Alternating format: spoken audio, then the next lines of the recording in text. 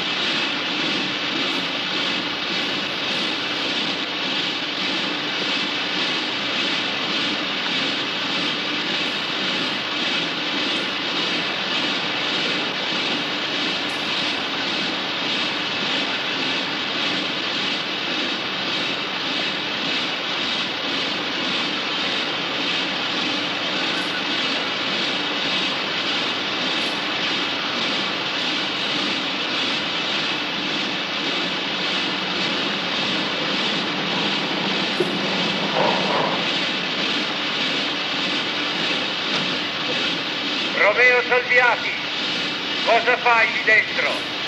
Tu non sei un dirigente, sei uno che lavora per dare da mangiare ai suoi figli. Vieni fuori, vieni qui con noi. Tua moglie si vergogna a uscire di casa, ha vergogna di te.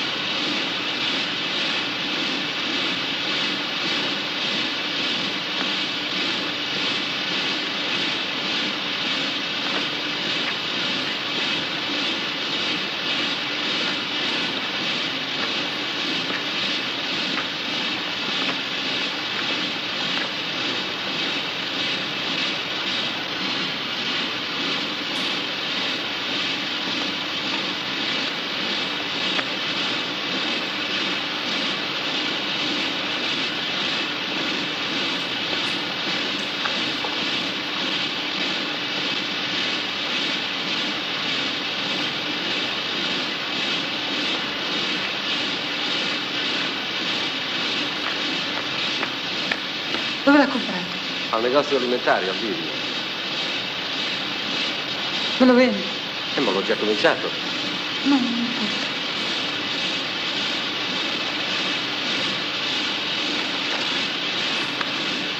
No, ma... No, te.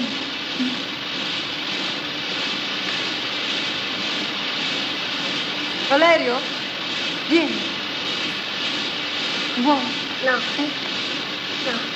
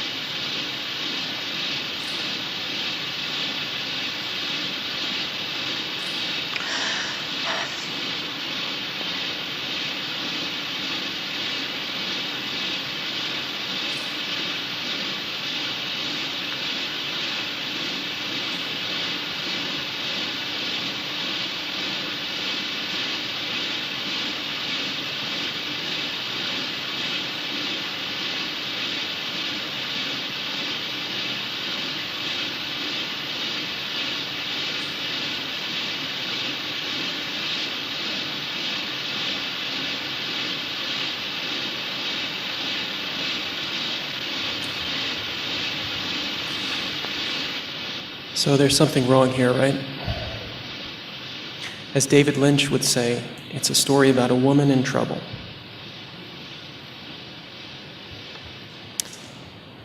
What does Antonioni have to say about her situation? She must confront her social environment. It's too simplistic to say, as many people have done, that I am condemning the inhuman industrial world which oppresses the individuals and leads them to neurosis. My intention was to translate the poetry of the world in which even factories can be beautiful. The line and curves of factories and their chimneys can be more beautiful than the outline of trees, which we are already too accustomed to seeing.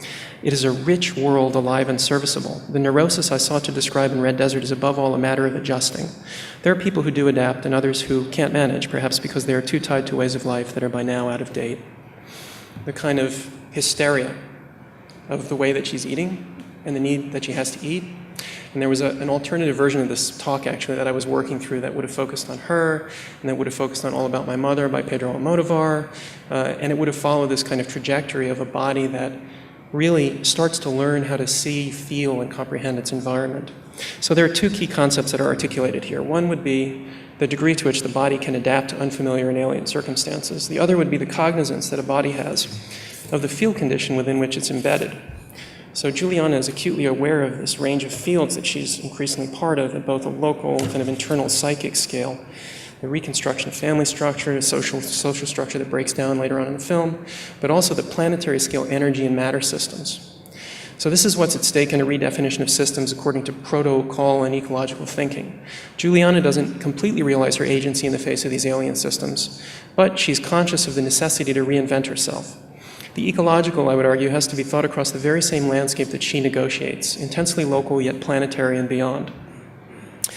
As another contemporary rethinking of the ecological, I'll mention Jeffrey Cohen's forthcoming Prismatic Ecologies project, with contributions from a very wide range of thinkers, including Graham Harman, Eileen Joy, Levi Bryant, Ben Woodard, Tim Morton, yours truly. In his introduction to the abstracts, Cohen argues as follows. He says, "It's not easy being viridescent. Underneath every field is a cosmos of worms, primordial and recent debris, reservoirs of natural and manufactured chemicals, poisonous and fertile muck. In a green Arcadia, what do we make of the airplane, graves, gamma rays, bacteria, invisible, invasive bamboo accidentally planted as an ornament? The crater becomes a lake, hyper-objects, the invisibly advancing glacier, and so forth." For my part, I'm interested in the ways that systems like stone, metal, and the biological interact to produce, once again, phenomena that operate on both the most intensely local and ineffable levels, and also on planetary and geological timescales. In his novel, Cien Años de Soledad, Gabriel Garcia Marquez has a character say, Jose Arcadio Buendia say at one point, "If you don't fear God, fear him through the metals." And this guy has been working with an alchemist's laboratory, which was given to him by a gypsy, but the point he makes is just as relevant for us here today in this reality. What would be the nature of a system or substance which can facilitate a prismatic ecology? Is there a neutral substrate which might be universal in its ability to invoke both itself, its own performance and appearance, but also the attributes of other substances? And how might we understand this substance, either through appearance or material performance, as uniquely suited to the task of unmasking a chameleonic, iridescent ecology? Could some aspect of silver be a harlequin substance? Quicksilver comes to mind more immediately than silver itself, though silver as bullet or amulet is compelling in the model that it provides as an antidote to the vampiric or demonic. There's a homeopathic aspect to this use of silver, because the vampire is not afraid of moonlight, argent, her pale fire cast over nocturnal and predatory wanderings, yet the vampire is vulnerable to the silver bullet or stake.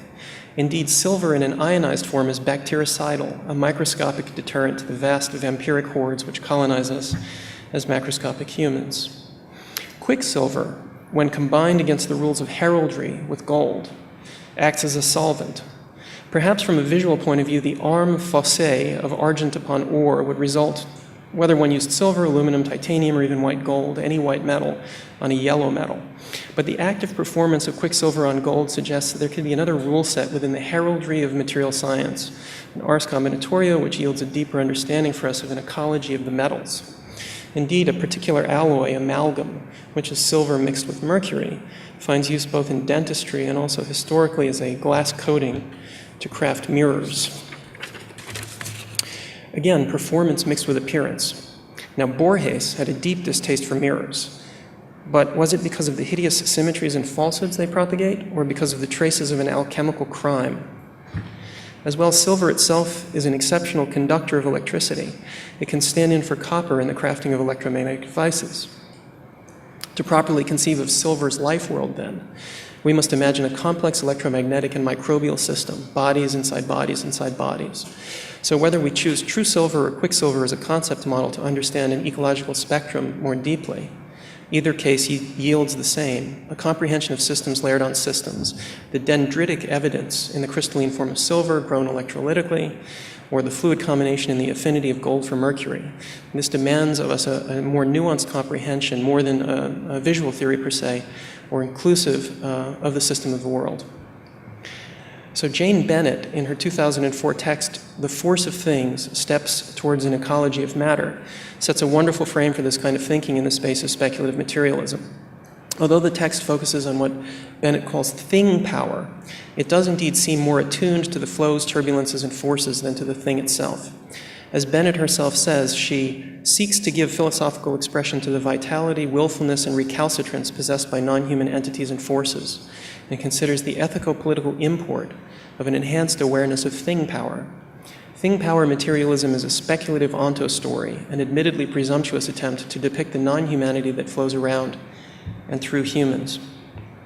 In fact, for Bennett, the catalyst which in part provoked the text was her sudden encounter I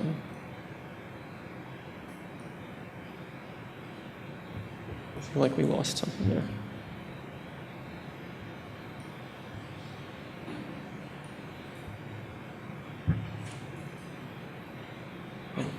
Was her sudden encounter one day with some basic objects. As she puts it, one large men's black plastic work glove, a matted mass of tree pollen pods, one dead rat who looked asleep, one white plastic bottle cap, one smooth stick of wood, in a storm drain near Chesapeake Bay.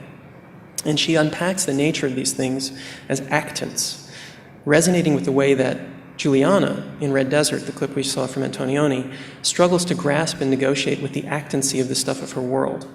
Bennett invokes creative self-organization, and she references Delanda's work, Kafka's Odradek, and Vernadsky's idea of hylomorphism as she works to construct a model of thingness that would somehow not be trapped in the limits of the object itself, and which would privilege the point of view of the thing as autonomous as much as the human point of view in relationship to it. To quote her again, "The materialisms of Lucretius, Deleuze, and Negri are impertinent.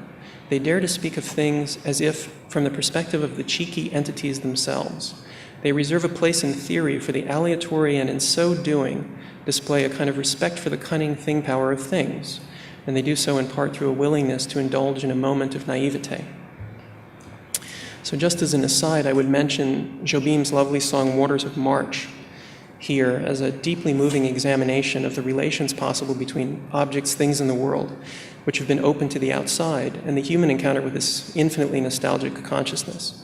And the song is made even more powerful by Jobim's own English language rewrite of the lyrics, which transpose the melancholy model of the southern hemisphere start of winter to the northern hemisphere beginning of summer and some kind of hope.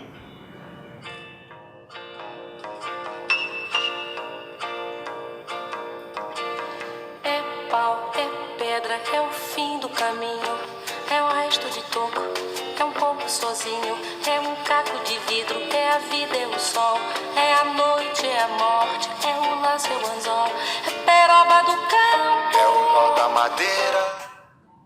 So, fantastically for me, partway through her text, Bennett discusses the phenomenon of biomineralization, and she quotes Lynn Margulis. This is Margulis. What struck Vernadsky most was the material of the Earth's crust, that it had been packaged into myriad moving beings whose reproduction and growth build and break down matter on a global scale. People, for example, redistribute and concentrate oxygen and other elements of Earth's crust into two-legged upright forms that have an amazing propensity to wander across, dig into, and in countless other ways alter Earth's surface. We are walking, talking minerals. Now, this amazed me because I had been following an independent track looking at biomineralization in relationship to the formation of stone, the body of the Earth, and trying to find overlaps between that geologically time-scaled process and the real-time impact that bacteria have on our bodies and minds. As you may know, recent research has shown that indeed the load of bacteria that we carry in our guts and bodies do much more than just help us digest food. To quote from a recent article on Science Daily, a team of scientists have found that gut bacteria may influence mammalian brain development and adult behavior. Gene profiling in the brain identified genes and signaling pathways involved in learning, memory, and motor control that were affected by the absence of gut bacteria. The data suggests that there's a critical period early in life when gut microorganisms affect the brain and change the behavior in later life. Not only are signal substances like serotonin and dopamine subject to regulation by bacteria, synapse function also appears to be regulated by colonizing bacteria. However, it's important to note that this new knowledge can be applied only to mice, and that it is too early to say anything about the effect of gut bacteria on the human brain. So this was a pleasing coincidence between Bennett's matter-force thinking, which she ultimately applies towards a provisional ecological thinking, and the connections I was hoping to find between bacterial life, human-scale thought processes, and the lithification of the world. In a way, it is quite Ballardian, and I think of this novel, 1966, The Crystal World, in which he envisions a jungle overtaken by a mysterious collapse of space-time, a kind of world-scale leprosy. Tatlin believes that this Hubble effect, as they call it, is closer to a cancer than anything else, and about as curable, an actual proliferation of the subatomic identity of all matter. It's as if a sequence of displaced but identical images of the same object were being produced by refraction through a prism, but with the element of time replacing the role of light. But let's return to bacteria. It turns out that these bacterial processes may have participated in a planetary scale distribution of metals over millions of years as well. In a 2002 paper, Could Bacteria Have Formed the Precambrian Banded Iron Formations? We find this hypothesis. Banded iron formations are prominent sedimentary deposits of the Precambrian, but despite a century of endeavor, the mechanisms of their deposition are still unresolved. Interactions between microorganisms and dissolved ferrous iron in the ancient oceans offer one plausible means of mineral precipitation. There's a lot of technical information here, but I juxtapose this with a homepage of Rio Tinto, which of course is very interested in these Precambrian iron deposits. The contemporary geopolitical industrial landscape meets the 2.5 billion-year-old Hammersley Group deposit in Western Australia. So about 2 weeks ago, walking around in Venice, I thought it might be interesting to make an alternate map and history of the city. The stones of Venice, but writ not according to the flows of human culture, although Ruskin had remarkable things to say about cultural systems behaving like geological forces, and I quote, "The glacier stream of the Lombards and the following one of the Normans left their erratic blocks wherever they had flowed, but without influencing, I think, the southern nations beyond the sphere of their own presence. But the lava stream of the Arab, even after it had ceased to flow, warmed the whole of the northern air, and the history of Gothic architecture is the history of the refinement and spiritualization of northern work under its influence. So what is needed, perhaps, is a rewriting of this history as a geomorphological forensics, linking the life lived 1 billion years ago with the shimmering horizons of thought being formed as a composition between a present human biology and the bacterial. Again, I wonder what's at stake in a rethinking of the ecologic according to intensely materialized codes and protocols, both living and inorganic. In her conclusion, Bennett suggests that ecology can be defined as the study or story, logos, of the place where we live, oikos, or better, the place that we live. For a thing power materialist, that place is a dynamic flow of matter energy. The earth then is natura naturans, a swarm of productive activity, or as Deleuze and Guattari describe it, an immense abstract machine whose, quote, pieces are the various assemblages and individuals, each of which groups together an infinity of particles entering into an infinity or more of more or less interconnected relations.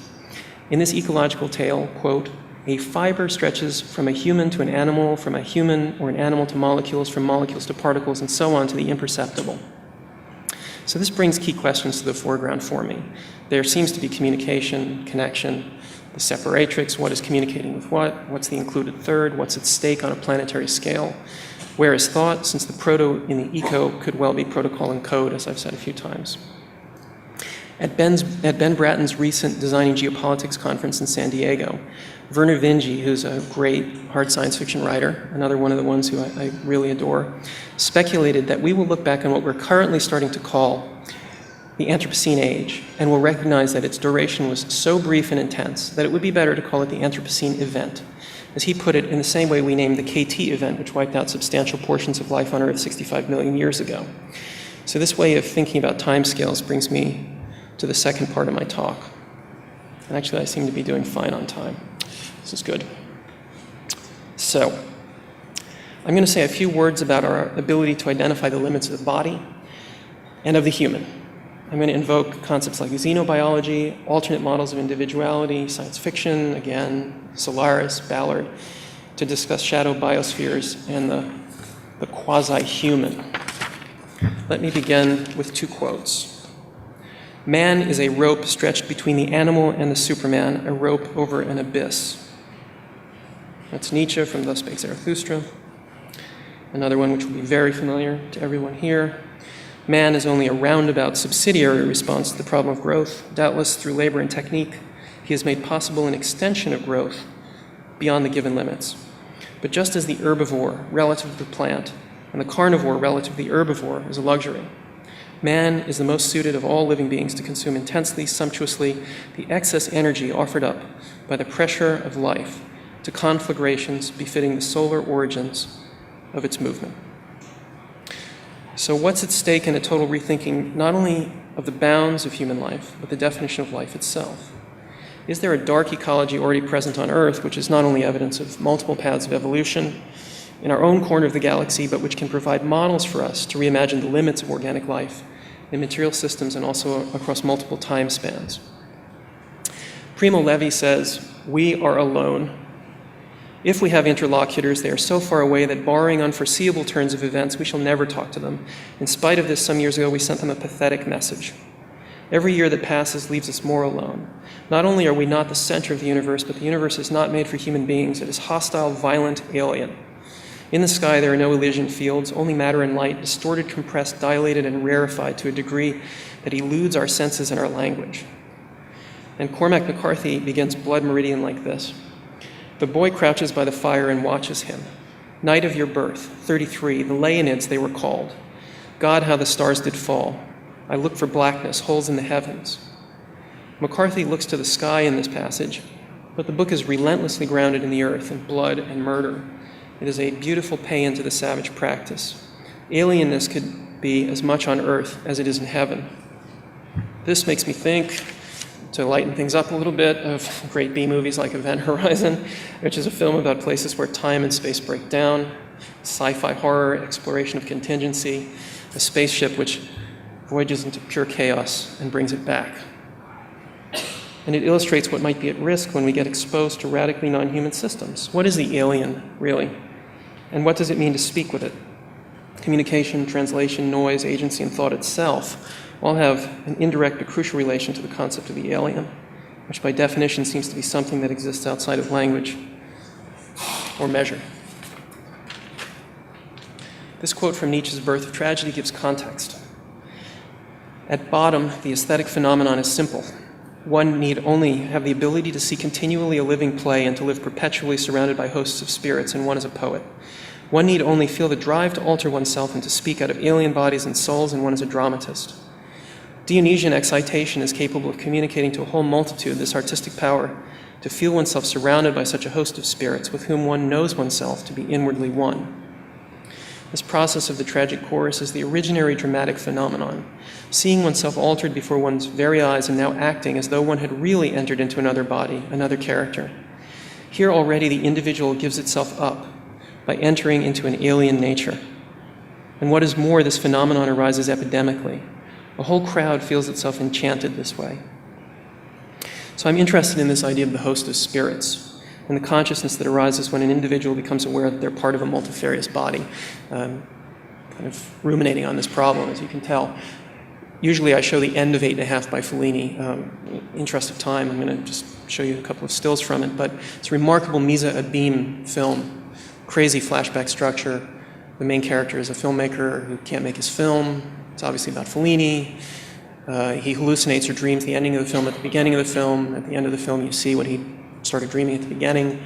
He has a kind of a total recapitulation vision of his entire life and all the characters in his life at the end of the film, which he shows you with extraordinary grace, and to use the term that Sylvia brought up, tenderness in both of its aspects. He sees himself in all of his own versions. It's a very different version of recapitulation than Terrence Malick's recent film Tree of Life, which I totally adored, but was very different kind of recapitulation. So, right. Giorgio Agamben suggests that the gesture opens the sphere of ethos as the more proper sphere of that which is human and is communication of a communicability. So there's an underthread of information theory that's going to come in now in relationship to the human ethical scope. Any language, according to this, quote from Agamben, is more important in how it can show an intent on the part of the voices, transmitters and receivers, than in how faithfully it can transmit a message. You may recall this beautiful scene from Jim Jarmusch's film Down by Law. There are prisoners, these great guys, and somewhere outside New Orleans, and they start chanting, "I scream, you scream, we all scream for ice cream," and dancing in this ritual circle, and the entire prison goes into riot, and then the guards come and they're just sitting there with their hairnets on, you know. Translation. This concept of gesture could be extended beyond just human movements. The exchange of information between aliens allows parties to discover themselves connected to an interruption of signal, a noise. It's the outside, the open, the unknown, the parasite, and danger. This idea of danger, scaled up to a geopolitical, transhistorical, cosmic level, brings us to the figure of the human and the post-human. As Foucault said in a radio lecture delivered in 1966, this 64 to 66 period seems to haunt this talk for some reason. My body, in fact, is always elsewhere. It is tied to all the elsewheres of the world. And to tell the truth, it's elsewhere then in the world, because it's around it that things are arranged. It's in relationship to it, and in relation to it as if in relation to a sovereign, that there is a below and above, a right, a left, a forward and a backward, a near and a far. It is at the heart of the world, this small utopian kernel from which I dream. I speak, I proceed, I imagine, I perceive things in their place, and I negate them also by the indefinite power of the utopias I imagine. My body is like the city of the sun. It has no place, but it is from it that all possible places, real or utopian, emerge and radiate. Yet nearly a century earlier, in 1872, we read in Samuel Butler's Erewhon, "Man is such a hive and swarm of parasites that it is doubtful whether his body is not more theirs than his, and whether he is anything but another kind of ant heap after all. May not man himself become another sort of parasite upon the machines, an affectionate machine-tickling aphid?" This Vitruvian man does not have a heart on. Da Vinci's image of the Vitruvian man is a body seen, geometrized, and measured. positioning the human body as a proportional model, we all know this, for thought, for all our design work, and even for the universe, a lens by which to analyze and comprehend the cosmos. Of course, that reading of the image of man has always been challenged from Rabelais' Pantagruel, and these images were attributed to Francois Dupré some 33 years after Pantagruel's publication, to contemporary science fiction in films like Andromeda Strain, 71, or Splice, 2009. In these, we know bodies through their capacity as agents, formed by and participating in complex networks. So our concept of the human body as a discrete entity with knowable and obvious boundaries has shifted. It has been always shifting into a more nuanced, complex image, which is interwoven with these threads of context, the ecological, political, and geographical, that echo our evolved systems-defined notions of other phenomena. Error has turned animals into men. Might truth be capable of turning man into an animal again, from human all to human? In a text for edge.org, which was titled Scanning for the Non-Human in Humans, Paul Ewald, who's professor of biology at Amherst, writes, about a decade ago, one member of a Stanford team scraped spots on 2 teeth of another team member and amplified the DNA. They found sequences that were sufficiently unique to represent more than 30 new species. The medical consequences of this are profound. He then extrapolates around a series of different kinds of cancer diagnoses. And he finishes saying, not only may thousands of viruses need to be tested to find one correlated with a chronic disease, but even then it may be one of perhaps many different infectious causes and interactions between the infections and so forth. Lots of different layers of noise in the information they're exchanging. Indeed, in a paper titled Xenobiology, a New Form of Life is the Ultimate Biosafety Tool. Just as an aside, the text that Reza Negarestani wrote, Cyclonopedia, I don't know how many of you have read it. It's a really wickedly funny book. It's really humorous. The lecture yesterday morning that he presented was dogged by Skype issues and, maybe not tuned to the audience here very well, but Cyclonopedia is a fucking ridiculously funny book. So I hope that the subdued tongue-in-cheek humor that I'm trying to inject here comes through every once in a while. Okay, so the title of this paper, Xenobiology, a New Form of Life is the Ultimate Biosafety Tool.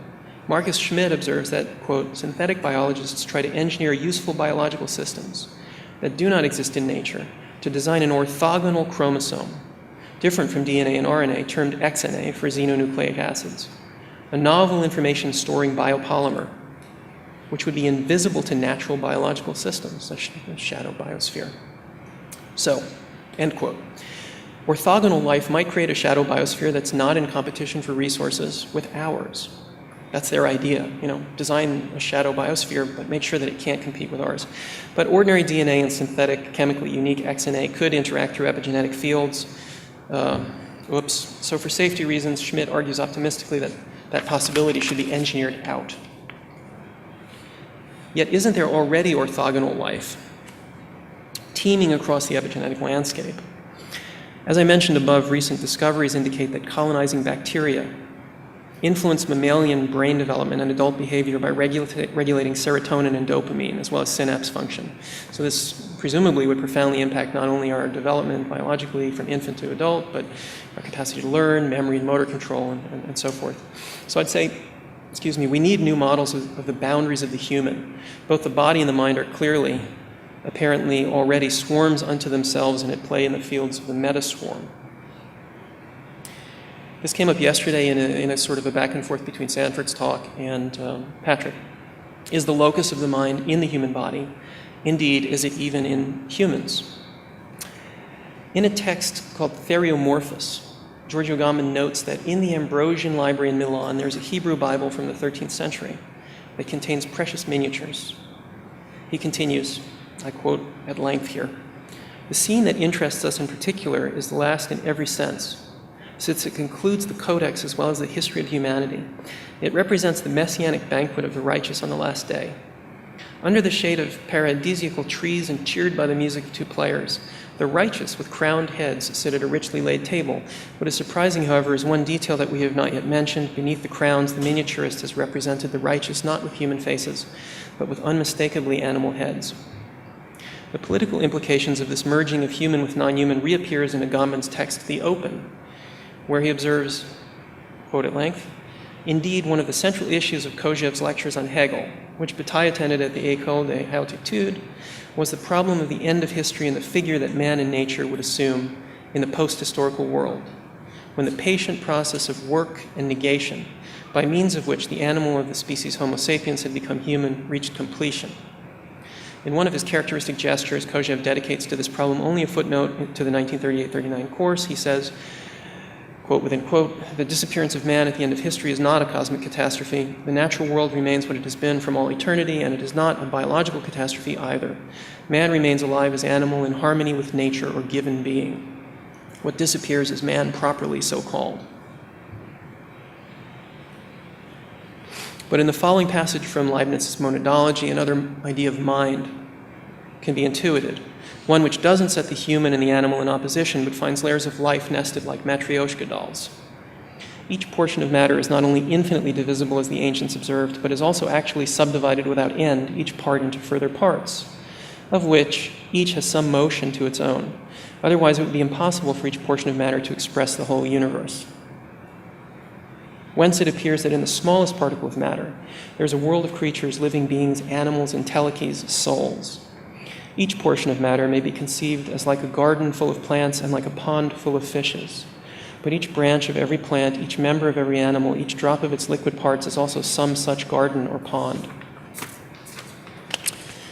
It's just this concept of the parasite, as the French philosopher Michel Serres employs it, may be a more useful framework to think the human than the term post-human. The parasite, a site next to a site, could index bodies next to, inside, and around one's own, alien as well as human bodies. Serres refigures the organism as a body in noise, in the thermal howl of negentropy, negative entropy, as a bundle of perceptions, a fantastic sheaf of times. The organism itself becomes a parasite on top of noise.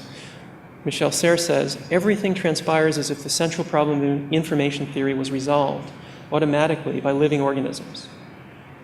They can be described as apparatuses which produce language from noise and information. They are rectifiers of time. Entropic irreversibility also changes direction and sign. Negentropy goes back upstream. We have discovered the place, the operation, and the theorem, where and with which the knots of the bouquet are tied. It is here and in this manner that time flows back and can change direction. Due to the numerous reversals of the temporal vector, the fluctuating homeoresis acquires a fleeting stability. For a moment, the temporal sheaf makes a full circle. It forms a turbulence where opposing times converge. Organization per se, as system in homeoresis, functions precisely as a converter of time. We now know how to describe this converter, as well as its levels and meanderings, from whence come anamnesis, memory, and everything imaginable." And that's from a short text called The Origin of Language, Biology, Information Theory, and Thermodynamics. This is great because, there's an incredible resonance running through Deleuze's Cinema 1 and Cinema 2 books in terms of differing models of memory and how Peirce's three categories, firstness, secondness, and thirdness, apply to bodies able to directly sense, through mediation sense, and then through error, invent sense. And Serres is playing with that. So finding all of those connections and drawing on Serres, this amazing and maybe a little bit difficult to apply, maybe not so difficult to apply to architecture passage from Serres, I would reject a simple, linear, historical, teleological idea of time as a model for the emergence of the para-human. Serres' image of a body which is crisscrossed by many scales of time, and in some cases dominated by reversible time, in some cases channeling or dominated by irreversible time, better figures this para-human, this idea of the para-human, the maybe more robust notion of ecological. So what would some technological thresholds associated with this be? I'll focus on one, massive addressability. And everyone's going to have their own taxonomy across extended phenotypes, encryption, swarms, post-monetary economies, open source technologies, and ethics, geotagging, etc. So massive addressability. Massive addressability is a defining characteristic of today's global network of connections. It emerges when cities, buildings, materials, objects, creatures, sites, books, words, molecules all act as agents in a reciprocal ontology of things that can find each other. Now, I'm showing this image of the U.S. attack on Panama from 1989, because I'd like to argue that this is a map of a spime. Bruce Sterling's idea of the spime, the space-time object, is an object or system, which really is only valuable because of the entire network of relations that emerge around it. So, if you have a barcode on your bottle of wine, the network, the economies, the flows of desire that emerge around the bottle of wine are much more important than the bottle of wine itself. And I'd say that the concept of spime is infinitely scalable. This is not infinitely scaled, but it's awfully big. The Panama Canal is a big spime, and its entire value resides in the relations that it affords. So when massive addressability reaches across all terrestrial systems, not only can we map every tree in a city, every part in a car, but they begin to speak to each other. The relative muteness of matter begins to shimmer and unravel in a haze of information. What defines optimization in a system with hyper-complex feedback loops where, in the next decade perhaps, things will talk more to things than people talk to people? So I return to the idea of the microbiome again. Increasingly, local organisms, objects, and systems communicate with global partners. The older model of organ transplants is being completely rewritten as people donate their gut flora to each other. Yes, and apparently it really helps them. Autoimmune disorders can be rectified by gut flora transplants. So as an aside, I wonder how this would impact the life extension world in cryogenics, because to be resurrected, you have to include your microbiome in your gut flora as well as your hardware. The ontological status of a body and an entity changes when it's defined by multiple entry and connective points. The network of things is based on and generates further ultra-locality and remote connection. Most of you are probably aware that we've started rolling in the IPv6 internet address model quite recently. This space has 2 to the 128th addresses in its field potential. That's a really, really big number. That means that about 5 times 10 to the 28th addresses are available to every person alive on Earth today. 5 times 10 to the 28th per person. So if you wanted to give every tree in every city, every major city in the world, an IP address, it would be trivial. Trivial. Bruce Sterling has unpacked some of the consequences of this, again, in the concept of the spime, this space-time object, and the biod, an entity which is both an object and a person. So the sense that's built into each body, actor, and situation is transformed, and it works to develop a different kind of ontology, rules for classifying and remixing the substance of the world. I'm reminded of Thomas Pynchon's Crying of Lot 49 and his meditations on entropy and the deliverability of messages. That book, an entire book, is a hidden play which unpacks the battle between systems which deliver messages reliably and systems which hijack messages, entropic and negentropic forces. So the question I'd like to ask here is, getting back to the instrumentality issue, what would a reality be like if every component, identifiable component in that world, was reliably named, findable, and intelligent enough to reach out and find other components? So the great problem we face today as designers and thinkers is the mapping of ever more complex hidden systems of order, cryptoform, if you will. This is a long-standing project to distinguish between explicit and implicit order and make a claim for one's work based on that articulation. This is what's at stake for biopolitics, governance, individual and collective sovereignty, consciousness and survival in a world which is rife with superimposition, viruses which live in us, waves passing through populations, cultures thriving within new technologies which drive general ecologies, general proto-ecologies. I would say that a global surveillance mechanism that tracks each individual's DNA and actions would be all too likely, and indeed such a disciplinary and prophylactic healthcare regime might be the only way that we would survive. I'm thinking here of Michael Winterbottom's little seen but quite amazing film Code 46 and Werner Vinge's novel Rainbow's End, both of which investigate the techno-geopolitics of a global surveillance condition. Crowdsourcing, decryption, cryptovirology, immediate DNA checks, each impact in those visions our collective horizon in unprecedented ways. At the Transhumanism conference a few months ago in New York, Ben Goertzel, who's a leading philosopher AI scientist, asked what kind of world is needed to generate mind, or what kind of mind is necessary to generate world. Solaris, in both the film versions and the novel version, provides some interesting provocations. if we consider the instrumental range of massively addressable systems, this idea of massive addressability. And just as an aside, there are folks doing really interesting work on canonic texts, basically doing data mining on the entire corpus of Shakespeare's work right now, because the technologies that are available to do that are fundamentally new in terms of the patterns that we can find. And so I'm trying to imply that there are material analogs to that potentially in the near future horizon. So Solaris could provide some interesting clues if we consider this range of massively addressable systems, and whether they exist in technological substrates, biological systems, or are complex forms of matter itself. It would be only natural, clearly, to suppose that the symmetriad, and this is a quote from Lem's novel, is a computer of the living ocean, performing calculations for a purpose that we're not able to grasp. The hypothesis was a tempting one, but it proved impossible to sustain the concept that the living ocean examined problems of matter, the cosmos and existence through the medium of titanic eruptions in which every particle had an indispensable function as a controlled element in an analytical system of infinite purity. So in all three versions of Solaris, human boundaries get recapitulated from the perspective of a cosmic force or time. Solaris, if you haven't read it or seen any of these films, Solaris is a planet, it's an ocean planet. Humans travel to it, they discover that it's quasi-sentient, they test it, they try to interact with it, and partway through the narrative, Solaris starts resurrecting memories from the humans. It becomes a kind of an encounter session on a cosmological scale. Lem's novel is extremely ascetic and objective. I'm going to unpack that here.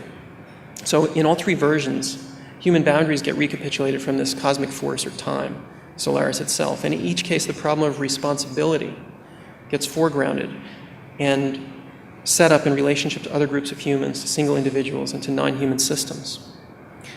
Indeed, you could say that Solaris is a parallel to the idea of the flat ontology, which DeLanda has described as a model of interacting parts in emergent wholes, one made exclusively of unique, singular individuals, differing in spatio-temporal scale but not in ontological status. And that's different than a kind of a layered or hierarchical ontology, which would differentiate between a microphone, a person, a bacteria that share an ecosystem.